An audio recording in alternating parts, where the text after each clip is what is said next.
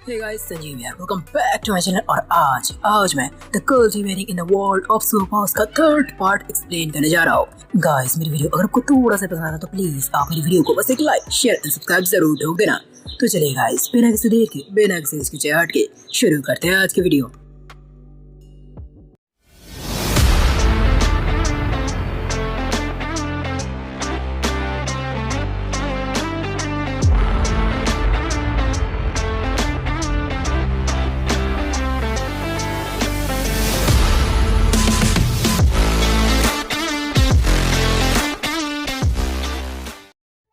तो गाइस पिछले पार्ट के आखिर में हम सभी लोगों ने देखा था कि अपने शैंतियान भैया ने शीशी मैडम के दी हुई कल्टीवेशन टेक्निक की मदद से उड़ते उड़ते बड़े आराम से पहुंच चुके थे मार्शल माउंटेन।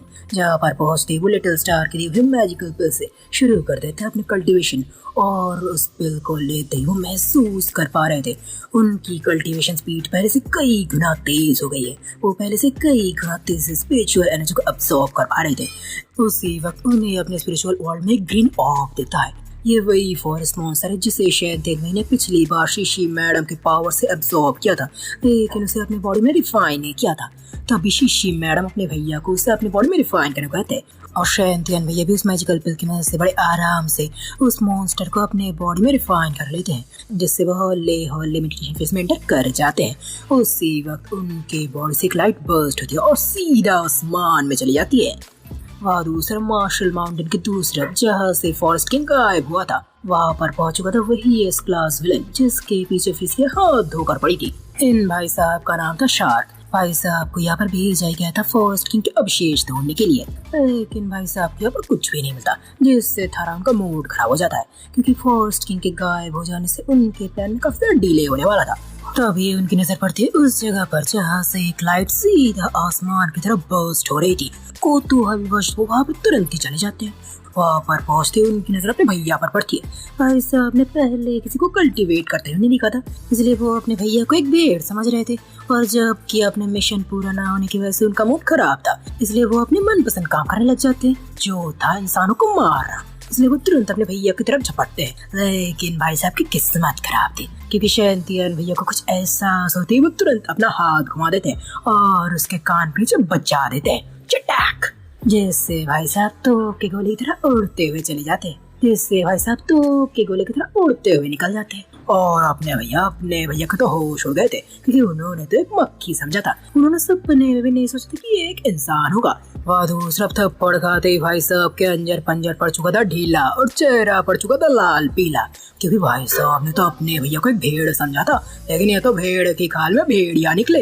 लेकिन आप वो कहीं से भी अपने भैया को अंडर एस्टिमेट नहीं कर रहे थे, इसलिए वो अपनी पूरी पावर अनलीश करते और साथ ही साथ अपने एडवांस मार्शल आर्ट स्किल भी इस्तेमाल करते। शैंतियान भैया को समझ में नहीं आ रहा था कि अचानक से ये भाई साहब क्यों उनके पीछे किसी पागल कुत्ते की तरह पड़ा है, इसलिए वो आखिरकार उनसे पूछ ही लेते। लेकिन शार्क भाई साहब भी थे एक नंबर के घमंडी। वो भौंकते हुए कहते हैं, अबे तो जैसे निचले दर्जे का इंसान हम जैसे उच्च कोटि के किसी शख्स का नाम जानने के लायक नहीं। यह सुनकर तो अपने भैया का दिमाग खराब हो जाता है। उन्हें समझ में नहीं आ रहा था कि आखिरकार वो इस पागल का क्या इलाज करे, इसलिए वो तुरंत शीजी मैडम से किसी कल्टीवेशन टेक्निक सिखाने को कहते हैं। यह सुनकर शीशी मैडम तुरंत से डांट देती है, अबे तूने क्या कल्टीवेशन को हलवा समझा है कि जब चाहे खा लिया और जब चाहे निकाल दिया। कल्टीवेशन सीखने के लिए पेशेंस और टाइम की जरूरत है। शीशी मैडम उन्हें डांट तो रही थी, लेकिन वो ये भी समझ रही थी कि एक तो अपने भैया को कल्टीवेशन के बारे में कुछ पता नहीं और तो और इस वक्त वो खतरे में भी है, इसलिए वो भी अपना दिमाग लगा लेती है। और तुरंत ही उनके दिमाग में टेक्निक आती है जिसे उन्होंने खुद बनाया था। अगले ही पल वो शैंतियान भैया को अपने पास खींचते और उनके सर पर एक प्यारी सी पप्पी देते हैं, जिससे तुरंत उनके दिमाग में कल्टीवेशन टेक्निक ट्रांसफर होती है। लेकिन शीशी मैडम के किए गए इस काम से शैंतियान में तो काफी ज्यादा शर्मिंदा थे, लेकिन वो समझ रहे थे कि वक्त अब शर्मिंदा होने का नहीं, वक्त अभी जिंदा रहने का है। इसलिए वो तुरंत शीशी मैडम के दिए सभी इंस्ट्रक्शन को फॉलो करते हैं और उस टेक्निक को आजमाते हैं जिसका नाम था क्लाउड फिंगर टेक्निक। और अगले ही पल उनके उंगली से एक बहुत ही पावरफुल बीम शूट होती है। और उन शार्क साहब ने भी नहीं किया था अपने भैया से इतने खतरनाक पलटवार की आशा, जिनका होता उन्हें अभी बड़ी निराशा। लेकिन अब इसका कोई फायदा नहीं, इसलिए अगले ही पल उनका भरता बन जाता है आपने अभी अभी किए गए इस कारनामे से शैंतियन भैया की खुशी का तो ठिकाना नहीं रहता, लेकिन उनसे भी ज्यादा खुश थे अपने शीशी मैडम, इसलिए वो उन्हें एक प्यार की झप्पी दे देते हैं। जब वैसे झप्पी टप्पी दे रहे थे तब भी अचानक शैंतियन भैया को फोन बज उठता है और उन्हें एहसास होता है कि उन्हें घर लौटने में देर हो गई है, इसलिए वो तुरंत अपने घर की तरफ भाग लेते हैं। और दूसरा शैंतियन भैया के घर में यूनसू और लिटिल स्टार खुशी खुशी कार्ड खेल रहे थे, जिसमें यूनशु हर बार जीत रही थी, जिससे लिटिल स्टार थोड़ा सा दुखी था। तभी वहाँ पर आती है शैंतियन भैया, और जब वो दोनों को खुशी खुशी कार्ड्स खेलते देखे तब तो वो राहत की सांस लेते, क्योंकि उन्हें डर था कहीं यूनशु लिटिल स्टार के यहाँ पर से गुस्सा ना हो जाए। लेकिन अब जाकर वो राहत की सांस लेते। फिर वो लिटिल स्टार के साथ यूनशु को इंट्रोड्यूस करवाते और यूनशु से कहते कि लिटिल स्टार आज से यही रहेगा। इससे यूनशु को कोई तकलीफ नहीं होती, क्योंकि शैंतियन भैया ने इतने दिनों बाद अपने घर में किसी को इनवाइट किया था और तो और उसका लिटिल स्टार के साथ अच्छी दोस्ती हो गई थी, इसलिए उसे कोई तकलीफ नहीं थी। तभी शैंतियन भैया की नजर पड़ती है लिटिल स्टार पर, जिसने उसके डैड के कपड़े पहने थे और यूनशु उसमें गुस्सा भी नहीं हो रही थी, जिससे शैंतियन में समझ गए थे कि यूनशु अब पूरी तरह से अतीत के दुखों को भुला चुकी है। और दूसरा इन सभी से कई दूर वेस्टर्न सी की कड़कती बिजली के बीचों बीच एक महल मौजूद था, जहाँ पर बैठे थे 4 लोग। अंधेरे की वजह से वो लोग सही सही दिख नहीं रहे थे, लेकिन उनके ऑरा से साफ पता चल रहा था कि पावर के मामले में वो कम से कम इस क्लास पर जरूर होंगे। तभी उनके बीचों बीच बैठा आदमी शार्क के बारे में पूछता है कि आखिरकार उनकी कोई खबर क्यों नहीं है। तभी वहाँ पर मौजूद एक लेडी बताती है, मैंने शार्क के अंदर अपने इस पावर का एक बीज डाल दिया, लेकिन अचानक से मुझे उसकी खबर आना बंद हो गई है, लगता है वो अब नहीं रहा। ये सुनकर बीच में बैठा हुआ आदमी गुस्सा दहाड़ता है, ये जरूर हीरो एसोसिएशन का काम होगा, उन्हें इन सभी की कीमत चुकानी पड़ेगी। अगले दिन सुपर पावर एकेडमी में कुछ लड़कियां गपशप कर रही थी, और जब इतनी सारी लड़कियां गपशप करेंगी तब लड़कों की बात आएंगी ना। और यहाँ पर भी वही हो रहा था, वो सभी लड़कियां एक लड़के के बारे में बात कर रही थी जो एक न्यू ट्रांसफर स्टूडेंट था, जो भले एक पावरलेस बीइंग वाले स्कूल से आया हो, लेकिन इसके बाद भी वो पहले दिन आते ही आते उसने 5 पावर वाले बंदे को एक ही बार में हरा दिया था। लेकिन इसके बाद भी पहले दिन आते ही आते उसने 5 पावर वाले बंदे को हरा दिया था। ये सुनकर लड़कियां तो बहुत ज्यादा इम्प्रेस हो जाती है, और एक लड़की तो उसे अपना बॉयफ्रेंड बनाना चाहती है, जिससे सुनकर बोलने वाली लड़की उसे बताती है, अबे तुझे नहीं लगता वो ज़ेंगुआंग का है, क्योंकि मैंने उन दोनों को साथ देखा था। अब तक तो आप समझ ही गए होंगे कि हम किसके बारे में बात कर रहे हैं। जी हाँ दोस्तों, आपको मिलते हैं 100 के 100 नंबर पूरे, क्योंकि आप हमारी कहानी से जुड़े। हम बात कर रहे हैं हमारे शैंतियन भैया का। और दूसरा इन सभी बातों को कान ला के सुन रही थी एक खूबसूरत लड़की, जिसका नाम था सियाजिकुई। ये थी ज़ेंगुआंग की कट्टर ओपोनेंट। जब उसे पता चला था कि ज़ेंगुआंग ने पावरफुल लड़की को अपनी तरफ कर लिया था, तब उसे होती है भयंकर ईर्ष्या, और उसने सोच लिया था कि वो उस लड़के को किसी भी हालत में अपनी तरफ करके ही दम लेंगी। हाँ, थोड़ी देर बाद जब क्लास शुरू होती तब शैंतियन भी हमारे क्लास में आते, जहाँ पर टीचर उनका इंट्रो दे रही थी। तभी शैंतियन में भी अपना इंट्रो देते हैं कि दोस्तों मेरा सपना है काफी बड़ा, जैसे बुर्ज खलीफा है खड़ा। फिर अपना एक बड़ा वाला इंट्रो देने के बाद शैंतियन भी सीधा जाकर अपने सीट में बैठते हैं। उसके बाद टीचर अपना क्लास शुरू करते, जो था एक्चुअल कॉम्बैट क्लास, जहाँ पर असल में मॉन्स्टर से कॉम्बैट करवाया जाएगा। तभी शिकुई अपना हाथ उठाते हुए कहती है, मैडम मैं शैंतियन को अभी अच्छे से जानना चाहता हूँ, तो क्या मैं उसकी टीम में शामिल हो सकता हूँ? ये सुनकर टीचर के साथ ही साथ क्लास भी हैरान हो जाती है। लड़कों को तो लग जाती है आग। सोच रहे थे वो कि कैसे दो सुंदरियां रही थी उनके पीछे भाग, लेकिन जो भी हो टीचर मान जाती है। फिर उन सभी को ले जाया जाता है एक वर्चुअल प्रैक्टिस रूम में, जो सच में बहुत बहुत बड़ा था, जहाँ पर 10-12 लोगों की टीम बड़े आराम से प्रैक्टिस कर सकती थी। वहाँ पर पहुंचकर जब शैंतियन भैया आसपास के जगह को देख ही रहे थे, तब भी वहाँ पर आ जाती है ज़ीकुई और अपने भैया से चिपकते हुए कहती है, शैंतियन मैंने कल तुम्हें फाइट करते हुए देखा था, तुम काफी ज्यादा कूल लग रहे थे, तुम मेरा ख्याल रखोगे ना? शैंतियन भी कुछ समझ में नहीं आ रहा था कि आखिरकार ये लड़की उससे बेवजह क्यों चिपक रही है, लेकिन फिर भी जब उसे मजबूरी में जवाब दे नहीं वाले थे, तब भी वहाँ पर आ जाती है ज़ेंगुआंग और कहती है, शैंतियन ये झूठ बोल रही है, ये कल स्कूल आई नहीं थी। और ऐसे इस बात को लेकर दोनों लड़कियों में बहस छिड़ जाती है। फिर वो दोनों ही अपने शैंतियन भैया से पूछते कि आखिरकार शैंतियन भैया किस पर करेंगे विश्वास। और बेचारे अपने भैया उन दोनों लड़कियों के बीच में बेकार में फंस गए थे, लेकिन खुशकिस्मती से सही वक्त पर आ जाती है टीचर और सभी को अपने अपने जगह पर जाने को कहती है, जहाँ पर सभी टीमों के बीच दीवार खड़ी कर दी जाती है ताकि कोई भी टीम एक दूसरे को इंटरफेयर ना कर सके। इसके बाद सभी के सामने आता है उनका ओपोनेंट, एक सी क्लास मॉन्स्टर, और भैया के सामने आता है एक आयरन क्लॉ ऑक्टोपस, जिसके पास फ्रीजिंग, रीजनरेशन और इल्यूजन की पावर थी। शैंतियन भैया को पहले ही महसूस हो गया था कि यहाँ पर आसपास की स्पिरिचुअल एनर्जी बहुत बहुत ही ज्यादा कम है, इसलिए हो सकता है उनका क्लाउड फिंगर टेक्निक काम ना करे।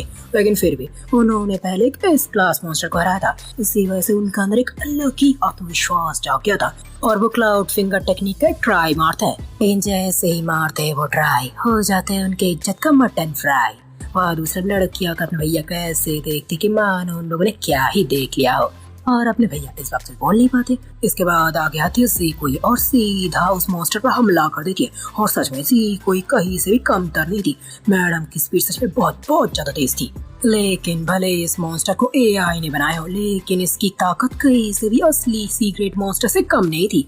इसलिए तो अगले ही पल मैडम असली मॉन्स्टर को हिट करने की जगह उसके इल्यूजन को हिट करती है, जिससे मैडम के होश उड़ जाते हैं और इसी मौके का फायदा उठाकर मॉन्स्टर सीधा मैडम को पकड़ लेती है और अश्लील हरकतें करने लगती है।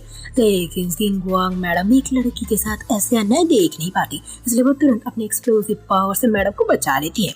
लेकिन इस बात से मॉन्स्टर भड़क जाता है और सीकुई मैडम के साथ साथ जिंगवांग मैडम को भी इस बार पकड़ लेती है और उन दोनों को पकड़कर हरकतें करता है बड़ी अश्लील। पता नहीं किसने दे दिया इस मॉन्स्टर को इतना ढील। और दूसरे दोनों लड़कियों को ऐसी हालत में देख शैंतियन भी समझ गए थे अब दिखाना पड़ेगा उन्हें हीरोगिरी, नहीं तो उनकी इज्जत पर चल जाएगी आरी।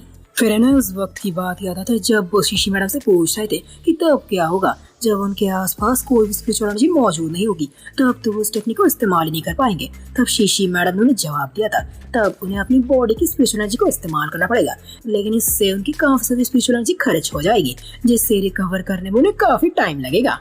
और मैडम की इन सभी बातों को याद करके शैंतियन भी तुरंत ही अपनी बॉडी की स्पिरिचुअल एनर्जी को इस्तेमाल करके क्लाउड फिंगर टेक्निक आजमाता है। इससे उनकी उंगली से एक पावरफुल बीम शुरू होती है, जिससे तुरंत ही उस मॉन्स्टर के आंखों के बीचों बीच हो जाता है एक होल और पूरा हो जाता है उनके टीम का गोल।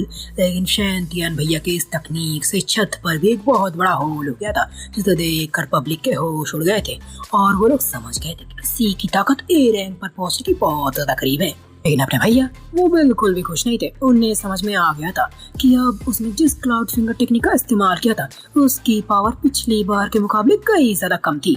इसका मतलब वो चाहे तो अपनी पावर से सिर्फ और सिर्फ सी क्लास मॉन्स्टर को ही हरा सकते हैं और उसके ऊपर के मॉन्स्टर को हराना पूरी तरह से उनकी किस्मत पर डिपेंड करती है। ये अगर आसपास स्पिरिचुअल एनर्जी नहीं हुई तो वो इस क्लाउड फिंगर टेक्निक का पूरी ताकत का इस्तेमाल नहीं कर पाएंगे।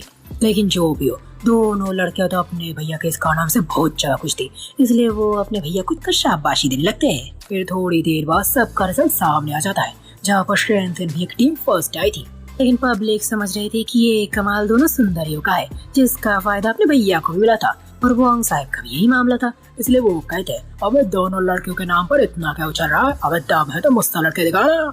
लेकिन अपने भैया भी अपने स्वैग में कहते अबे जलन हो रही क्या। ये सुनकर वांग साहब फपकारते हुए कहते अबे साले तूने मुझे जितना जलाया है ना, मैं तुझे उससे 10 गुना ज्यादा जलाऊंगा। बोल क्या तुम्हें हिम्मत है मेरे चैलेंज को एक्सेप्ट करने की। शैंतियन भी बेझिझक उस चैलेंज को एक्सेप्ट कर लेते हैं। चैलेंज था कि अगर अगले होने वाले एक्चुअल कॉम्बैट क्लास में शैंतियन भैया उससे आगे जीत गए तब वो शैंतियन भैया के सामने 3 बार डैडी डैडी बोलेंगे और अगर भाई साहब जीत गए तो शैंतियन भैया सीधा इस अकेडमी से निकल जाएंगे। वहाँ दूसरा हमें दिखाया जाता है फ्रिसिया को, जो नूडल्स खाते खाते बड़ी आराम से न्यूज देख रही थी, जहाँ पर न्यूज में कहा जा रहा था कि जहाँ से फॉरेस्ट किंग गायब हुआ था वहाँ से एक स्ट्रेंज लाइट देखी गई है जो सीधा आसमान की तरफ जा रही थी। और ये सुनकर फ्रिसिया के कान चंगादड़ की तरफ खड़े हो जाते हैं। उसे इस बात में शक होता है कहीं इसमें भी शार्क का हाथ तो नहीं है, इसलिए वो तुरंत कॉलेट को फोन लगाती है और पिछली बार शार्क के मिली सभी जानकारी उससे मांगती है। फिर वो तुरंत ही निकल जाती है मार्शल माउंटेन की तरफ इन सभी चीजों को खुद चेक करने के लिए। जहाँ जाते जाते कॉलेट फ्रिसिया मैडम को रिपोर्ट देती है कि पिछले दिनों जहाँ जहाँ कहीं भी इस क्लास मॉन्स्टर का हमला हुआ था वहाँ शार्क को देखा गया था। जो सुनकर मैडम का शक पक्का हो जाता है कि जरूर चिंगलू एसोसिएशन मॉन्स्टर और इंसानों को फ्यूज करके नए तरह का मॉन्स्टर बना रहे, जो बात सच में बहुत ज्यादा खतरनाक थी। इसलिए मैडम तुरंत ही निकल पड़ती है शार्क को रोकने के लिए। और दूसरा हमें दिखाया जाता है अपने शैंतियन भैया को, जो फिर से लिटिल स्टार के पास अपने पिल लेने आए थे, क्योंकि पिछली बार के मेडिकल पिल से शैंतियन भैया को सच में बहुत ज्यादा फायदा हुआ था। इससे वो लिटिल स्टार के पिल को बहुत ज्यादा पसंद करने लगे थे। लिटिल स्टार भी खुशी खुशी उनके लिए पिल बना रहे थे और इस बार वो उसे एक नई तरह की पिल भी देती है, जिसे लेकर वो खुशी खुशी कल्टीवेशन करने के लिए चल पड़ते मार्शल माउंटेन। और दूसरा फ्रिसिया आखिरकार शार्क को ढूंढ लिया था और शार्क को ढूंढते उसने तुरंत उस पर हमला कर दिया था। इस बात से शार्क भड़क जाता है क्योंकि शैंतियन भैया के उसके टुकड़े टुकड़े कर देने के बाद भाई साहब बड़ी मुश्किल से अपने आप को जोड़ पाए थे। और कपड़ों का तो पूछो ही मत, बड़ी मुश्किल से जंगल में उसे कपड़े मिले थे। ये तो भाई साहब इस वक्त कभी नंगे पुंगे घूम रहे होते, इसलिए भाई साहब तुरंत ही उन पर जानलेवा हमला कर देता है। और फ्रिसिया भले ही वो एक ए क्लास हीरो, लेकिन ए क्लास और इस क्लास में एक बहुत बड़ा अंतर होता है और इस बार भी वो उसके सामने टिक नहीं पाते और बड़े ही आसानी से शार्क से हरा देता है। उसे हराने के बाद जैसे ही शार्क अपने वाइटलिटी को रिकवर करने के लिए उसके लाइफ फोर्स को ऑब्जर्व करने ही वाला था, तब भी उसे एहसास होता है कि वहाँ पर कोई आ रहा है। इसी एहसास से भाई साहब तुरंत ही वहाँ से भाग लेते हैं। थोड़ी देर बाद वहाँ पर अपने भैया और शीशी मैडम आ जाते हैं। वहाँ पर पहुँचते ही जैसे अपने भैया फ्रिसिया को इतनी बुरी हालत में देखते हैं वैसे वो तुरंत उसे संभालने लगते हैं और लिटिल स्टार के उन पिल को उन्हें खिलाने लगते हैं ताकि वो जल्दी रिकवर कर सके। लेकिन अगले पल उन्हें एहसास होता है कि मैडम अभी इस हालत में नहीं है कि वो उस पिल को खा सके।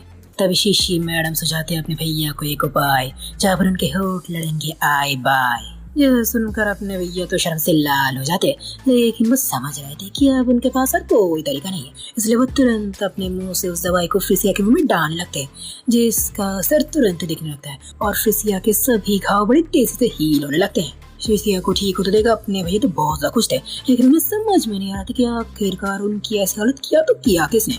तभी फ्रिसिया का रोबोट डॉग तुरंत अपने भैया के सामने वर्चुअल स्क्रीन लाता है और उसमें जब शैतान भैया शार्क को जिंदा देखते तब तो उनके होश हो जाते, लेकिन अगले पल उन्हें एहसास होता है कि जरूर शार्क के पास कोई रीजनरेशन की पावर होगी। बिना बात के अपने ऊपर हमला होने के बाद शैतान भैया तो पहले ही शार्क से भड़के हुए थे और जब वो देखते कि इस पागल कुत्ते ने फ्रिसिया जैसी खूबसूरत महिला को इतनी बुरी तरह से घायल किया है तब तो वो और ज्यादा भड़क जाते। इससे उन्होंने ठान लिया था कि अगली बार अगर वो इस पागल कुत्ते को मारे तो वो उसके चीथड़े उड़ा देंगे। तो गाइस आज के लिए बस इतना है, इससे ज्यादा तो मैं आपको सुना नहीं पाऊंगा। तो गाइस क्या होगा इसके आगे जानने के लिए देखते रहिए आप मेरी इस कहानी को the cultivating in a world of so power. Guys मेरी वीडियो अगर आपको थोड़ा सा पसंद आता तो प्लीज आप मेरी वीडियो को एक लाइक शेयर एंड सब्सक्राइब जरूर कर देना। तो चलिए गाइस आज के लिए विदा लेता हूँ आपसे।